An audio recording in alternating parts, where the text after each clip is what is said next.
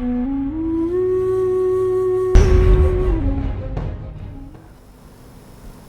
का जो take away है कि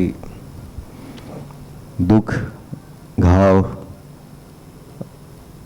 दर्द ये हमें मांझता है और इसी को समझने की कोशिश कर रहे हैं। और ये वाकई बहुत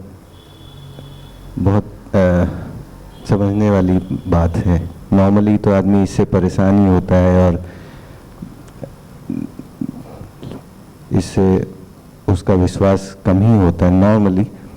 लेकिन अगर उसी को इस तरह से समझा जाए कि नहीं, ये आपको कुछ दे के जाएगा, ये व्यर्थ नहीं है, ये आपको, ये कितनी बहुत बड़ी अंडरस्टैंडिंग है। बिल्कुल, बल्कि मुझे तो लगता है, मेरा परसेप्शन ये है कि जब कोई इस बात को बहुत अच्छे से समझता है कि घाव है जो रोशनी उससे छनती है या दुख जो है वो मांझता है, और इस बात को उसने बिल्कुल समझ के बिठा लिया अपने भीतर, तो उसके जीवन में दुख भी कम आता है और घाव भी कम आते हैं, क्योंकि उसने बात समझ ली है।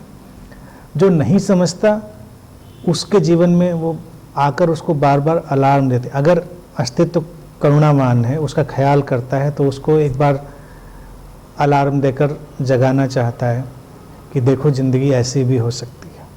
अब ये कितनी दुखद बात है और देखा जाए कितनी पिटिएबल सिचुएशन है कि लोग अक्सर जब सब कुछ गंवाने की हालत में बैठे होते हैं तो बहुत ज्ञानी हो जाते हैं, एक से एक चीज़ें उनको सूझती हैं।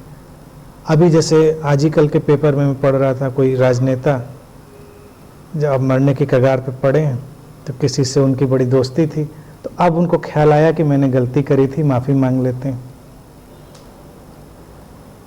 मरने की कगार पे तो लग रहा है कि ये गलती हुई थी। तो मैं फिर भी कहूँगा ये भी अच्छा है कि किसी को उस समय भी थोड़ा ख्याल आ जाए, कई लोगों को तो तब भी नहीं आता। तो ये जो कठिन परिस्थितियां हैं, ये जो घाव वाली चीज़ें हैं, ये अवेकनिंग की गुंजाइश तो बेशक लेकर आती हैं, लेकिन अगर कोई इसको सचमुच में समझता है तो घाव की ज़रूरत क्या है। हम लोग तो खड़े ही उस मुकाम पर हैं जहाँ पर सब कुछ बस अब बिखरा तब बिखरा।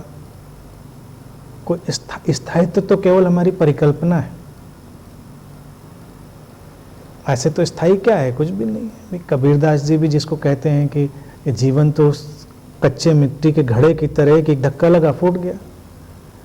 तो घाव एक्स्ट्रा हम क्या लाएं, एक्स्ट्रा घाव लाने की और उसको समझने की ज़रूरत तो उस बच्चे वाली हुई जो अभी सामान्य जो लेक्चर था क्लास में नहीं समझ पाया, तो उसको फिर एक्स्ट्रा होमवर्क दिया जाए। आपने जनरल ही बात समझ ली तो एक्स्ट्रा होमवर्क की ज़रूरत नहीं रही, तो वो क्लियर हो जाएगी चीज़। तो सभी के जीवन में तो ये जो फ्रेजिलिटी है, अगर इसका एक बार भी किसी को भान हो जाए, जैसे अभी ही बात पूछी कि भाई अगर हम उस प्रेम को अनुभव करते हैं तो अहंकार, ईर्ष्या, द्वेष कम हो गया। इमेजलेस, अभी इमेजलेस होने के लिए अगर हम जीवन की फ्रेजिलिटी को, जो उसकी एक क्षणभंगुरता है, उसको ही हम एक बार रियलाइज कर लें, तो हम क्यों टाइम वेस्ट करेंगे लड़ाई झगड़े में। हम बहुत सारी चीज़ों में टाइम वेस्ट, अचानक सारी चीज़ें स्टार्ट आउट हो जाती हैं, इतनी जल्दी स्टार्ट आउट होती हैं कि हमको पता भी नहीं चलता। ऐसे तो हम अगर ज़िंदगी का अपना पूरा अकाउंट बनाने बैठें तो 1000-2000 साल लगेगा कि भाई ये भी है, ये भी बाकी, वो भी बाकी है। और अभी पता चल जाए कि बस अब आपके पास 10-12 दिन हैं, सारी प्रायोरिटीज़ क्लियर।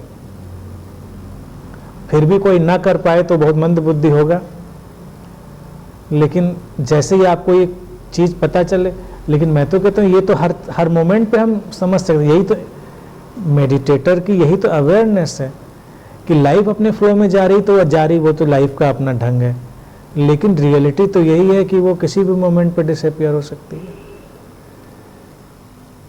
तो हम क्यों पढ़ेंगे तमाम चीज़ों में।